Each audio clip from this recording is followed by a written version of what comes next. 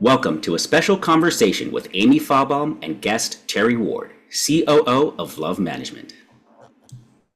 Hi, Terry. Good morning. Morning, Amy. How are things on the East Coast?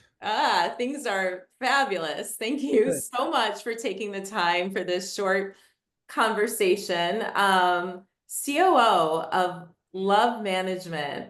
I mean, incredible and difficult role. How did you get there? Like, yeah, Well, what's your story? I think my story is pretty much the same as most people in this industry. Hard work, um, building relationships, and a level of competency. Learning from others who, we don't have time to mention everybody who's supported me on the way up, but you know, understanding the business and trying to just share that knowledge. It pays off, but you got to give it lots of effort. You got to give it time, and you got to be a good person. But that's really the key to it. You can't replace hard work, and you can't replace relationships. No, you're so right. Relationships are the key. You have such an incredible reputation. What I'm curious, I mean, I know what a COO does, Right. but like if I didn't know what a COO does, what would you tell people? Like, what is your day to day? I know there's no like Yeah. typical day in hospitality, but what do you do? Well, we're not in a startup. We're not in tech. We're not in telecom or medical. We're in the hospitality business. So my day revolves around people, pretty much. I mean, we're a people business that serves food and drink and delivers good times. So my day generally starts around 6:15, and I'll try to take up some personal time for about an hour, and then I'll start digging into what we do yesterday, because this is a day by day business. We have cycles, as most businesses do. Uh, High volume times and certain times and low volume times, but there's always something going on. 785 people, um, you know, 15 P&Ls in 5 different markets, multiple concepts. My job is always different, but generally as a COO, keep the machine well oiled, keep everything tuned up, keep people's eyes on the ball, and just provide them the resources to do those things so that we can continue to grow and provide opportunities for everybody else. But there's not a standard day other than the time I wake up, and generally the time I go to bed fluctuates as well. But it's constant every day, positive reinforcement, course correction, given a level of resiliency and resourcefulness, and working with people like you to find other people who have those same attributes. It's there's no set play card. The lineup's different every single day. That sounds like a lot. And yet I hear you're very hands-on, you and Tim. Like if you're eating in one of your restaurants and you see something on the floor, are you picking it up or are you telling someone to pick it up? Well, I always pick it up, because not everybody sees everything, and the leader that thinks that people can do everything at all times is misguided. Right. Our guys or girls are busy out there serving guests and delivering an experience. If I see something that's, the lights are off, the music's not right, trash on the floor, I'll try to correct it and then teach them, hey, I found this. Let's keep an eye on that and try to inform them. But we do a really good job in our company. Our operators and our leaders do a really good job of those things, and more importantly, their staff have an ethos about it as well, that they'll inform the leaders before we see it. But you're right, Tim and I are very hands on. If we have a bad meal, knock on wood, it's very rare, we'll go in the kitchen and talk to the chef about it. Yeah. You mentioned that it's a people business and 785 employees, and you must use other recruiters sometimes. Why do you go to AFNA?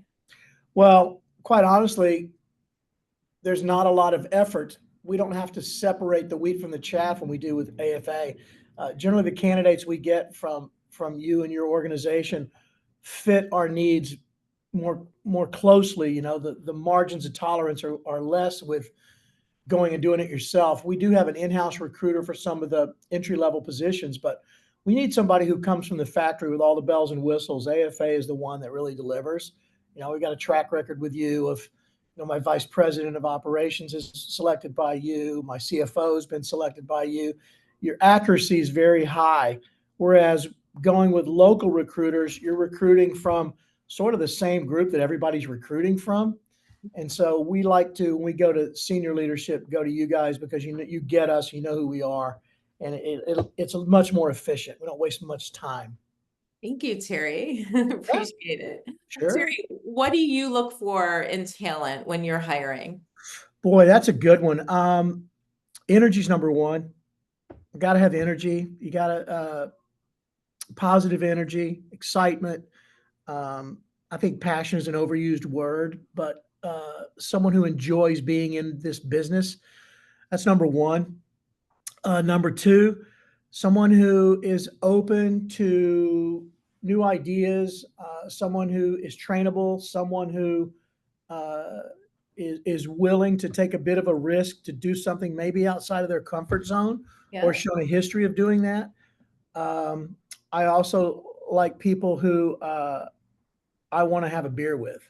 Yeah. A lot of times I'll do interviews and there's 50 questions everybody asks. I try not to ask all those. I try to keep them off balance and just talk about what do you do outside of work? Right. What type of car do you drive? When was the last time you saw a concert? Uh, those things, and try to get a natural sense of who they are. Because if I want to have a beer with them, I really have a good internal sense of they're a good person and they want to be with us. So I just like people who are interesting, multifaceted, and are not cookie cutter. It's so interesting. When I started recruiting, like, oh my God, 20 years ago, my boss said to me, like, just find candidates that clients, if they're stuck in an airport, they're okay, with that Yeah, candidate, till that flight arrives.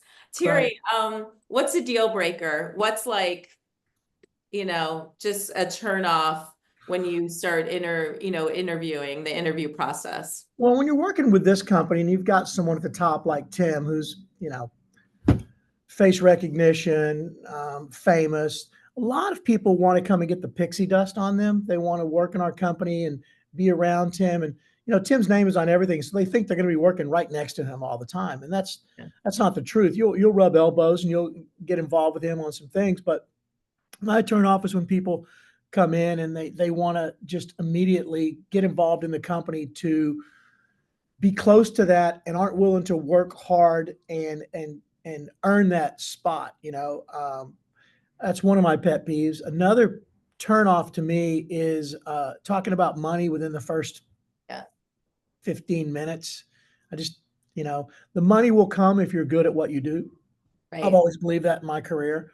I've never chased money. I've chased experience. I've chased opportunity. But those two things right off the bat, and another that's just on the electronic side before I meet anybody, spelling errors in a resume. Yeah. It makes me crazy. I'm like, because I can see it. Like I don't want to talk to them. If they don't take the time to make sure it's right, why are they going to take the time to make sure the knife blade faces inside to the plate? Right. Yeah. So those sort of things are really turnoffs for me. That's incredible. Thank you for sharing. I know you have a big day today, so I'm only going to ask you maybe one more question. I feel like I could talk to you forever. Go ahead. Sure. I got time. Well, it's 5 years ago, you started with Love. Yeah. And Texas was one of the first states to reopen. And I remember you sending texts to me explaining your reopening plan, and New York was shutting down. And I still have those texts.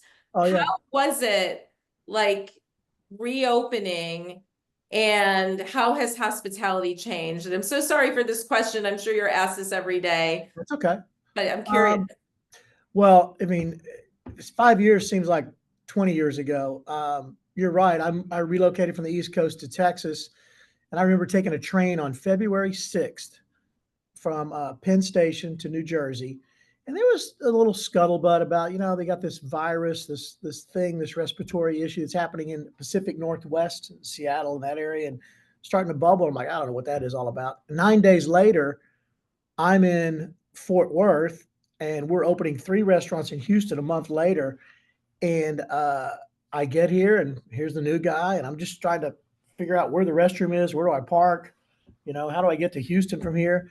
And we ended up opening the restaurants, and then a month later, we ended up shutting the whole company down, laying everybody off. And so here's this carpetbagger from New York City coming down to Texas and flying out to Knoxville and Austin and laying us all off. It was a tough gig. I literally had conversations with Tim about, hey man, the uncertainty was what was driving most of the decision making, or the lack of, really, because you didn't know when it was going to end, when was restrictions going to ease, when were they going to allow masks or no masks.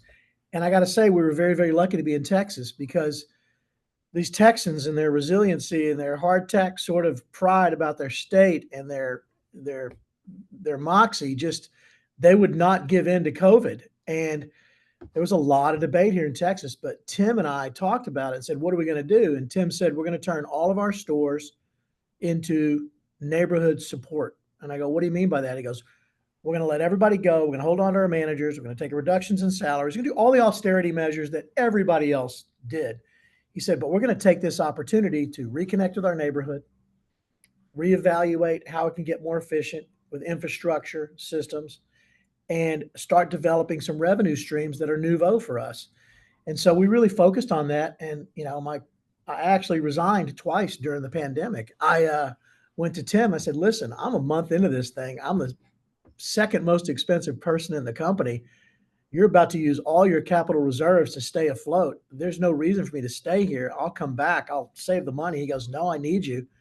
And so we put a plan together. And luckily for us, that three-legged stool of neighborhood connectivity, efficiencies in how we do our business, and identifying new revenue streams really set us up to launch once the pandemic kind of ended.